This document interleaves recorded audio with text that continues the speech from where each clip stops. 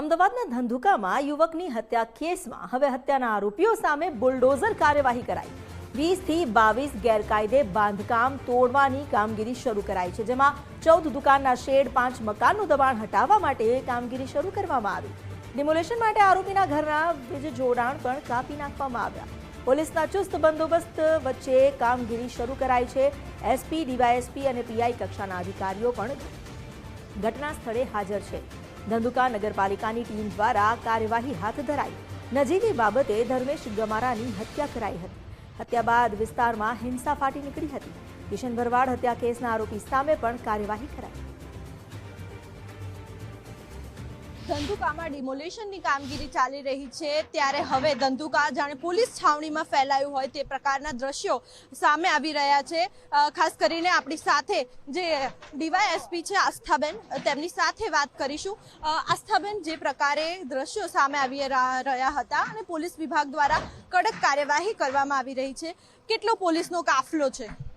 આજે Dhandhuka police station ખાતે ડિમોલિશનની કામગીરી ડિસ્ટ્રિક્ટ એડમિનિસ્ટ્રેશન દ્વારા હાથ ધરવામાં આવી છે। એમાં ચીફ ઓફિસર, સિટી સર્વેયર તથા ડિસ્ટ્રિક્ટ એડમિનિસ્ટ્રેશનની આખી ટીમ છે।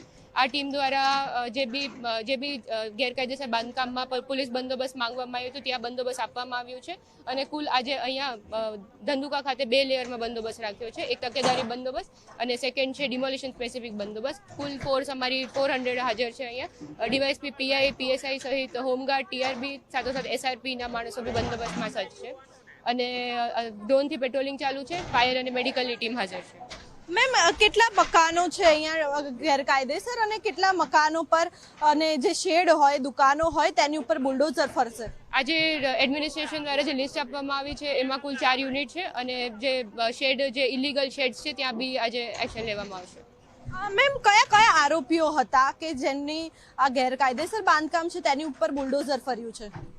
આજે આમાં જે ક્રિમિનલ એન્ટિસિડન્ટ્સ આઈડેન્ટિફાઈ કરીને જે હિસ્ટ્રી શીટર્સ અને એમસીઆર હતા એમના ઉપર પ્રોસેસ કરવામાં આવી છે, નોટિસીસ આપવામાં આવી છે અને એમના ઇલીગલ બાંધકામ તથા જે બી ઇલીગલ બાંધકામ જણાતું હોય ત્યાં આજે એક્શન લેવામાં આવ્યું છે એડમિનિસ્ટ્રેશન દ્વારા। ઇમ્તિયાઝ પઠાણ કરીને કોઈ આરોપી છે, તેને શું ગુનો કર્યો હતો એ હજી તપાસ પર છે। તેના સિવાય કિશન ભરવાડ હત્યા કેસનો પણ આરોપ હતો, એમાં બી તપાસ હજી ચાલુ રાખી છે। બિલકુલથી, એટલે કે કોઈ અનિચ્છનીય ઘટના ન બને તે માટે પોલીસ વિભાગ દ્વારા કેવા પ્રકારની કાર્યવાહી કરવામાં આવશે? કારણ કે છેલ્લા ઘણા દિવસથી જે શાંતિ ભંગ થઈ હતી ધંધુકાની, ત્યારે હવે શું દેખરેખ રાખવામાં આવી રહી છે? પોલીસ વિભાગ દ્વારા ખાસ કર તકેદારી બંદોબસ્ત રાખવામાં આવ્યો છે, પેટ્રોલિંગ રાખવામાં આવી છે વિવિધ વિસ્તારોમાં। ધંધુકા તથા આજુબાજુના ગામડાઓમાં પેટ્રોલિંગ રાખ્યું છે, ડ્રોનથી પેટ્રોલિંગ રાખ્યું છે અને આગળ બી પ્રિવેન્ટિવ એક્શન્સ અમારા એન્ડથી લેવામાં ચાલુ છે। પ્રોએક્ટિવ પોલીસિંગ કરવામાં આવી રહી છે અત્યારે। આ ડિસ્ટ્રિક્ટ એડમિનિસ્ટ્રેશન દ્વારા જે બી પ્રોસેસ પૂર્ણ કરીને જ્યાં બંદોબસ્ત માંગવામાં આવશે ત્યાં પોલીસ બંદોબસ્ત મદદમાં રહેશે।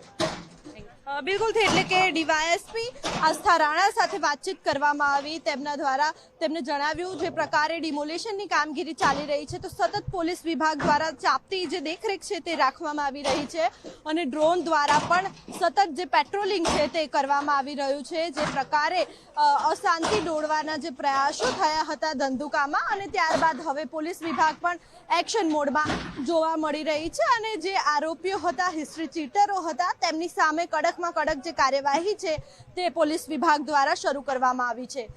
કેમેરામેન વિરલ વ્યાસ સાથે માનસી પટેલ, ગુજરાત ફર્સ્ટ, ધંધુકા। ત્યારે તપાસ તો 5-6 મહિનાથી આ ચાલતી હતી અને આજે જો છે ડેમોલિશન જો છે આ 3 જગ્યાઓ પર છે અત્યારે જો ચાલે છે। આ ખાટકીવાસમાં ચાલે છે। અહીંયા અમારો 4 એમના જો છે 4 ઇલીગલ ઇન્ક્રોચમેન્ટ છે અને આમાં બધું કાર્યવાહી અગાઉ પૂર્ણ કરી લેવામાં આવેલ છે। અને આ સિવાય જો છે જો ધંધુકા બગોદરા હાઈવે ઉપર જો कुछ एक इलीगल इंक्रोचमेंट है, आ इलीगल इंक्रोचमेंट પણ આરએનબી દ્વારા ઓલરેડી આઈડેન્ટિફાઈડ છે આમાં અને આમાં અગાઉ બધા નોટિસ ઇસ્યુ કરીને બધું પ્રોસેસ પૂર્ણ કરી દીધા છે। તો અહીંયા છે અને જો આરોપીઓ છે એમના ઘરના આજુબાજુમાં कुछ એક ઇલીગલ દબાણ છે જો જેમના પ્રોસેસ પૂર્ણ થઈ ગયા છે અને જો બાકીમાં છે નગરપાલિકાના જો તપાસ છે એ ચાલુ છે। આમાં બધું જો નગરપાલિકા અને સિટી સર્વેના જો તપાસ છે એ અત્યારે ચાલુમાં છે।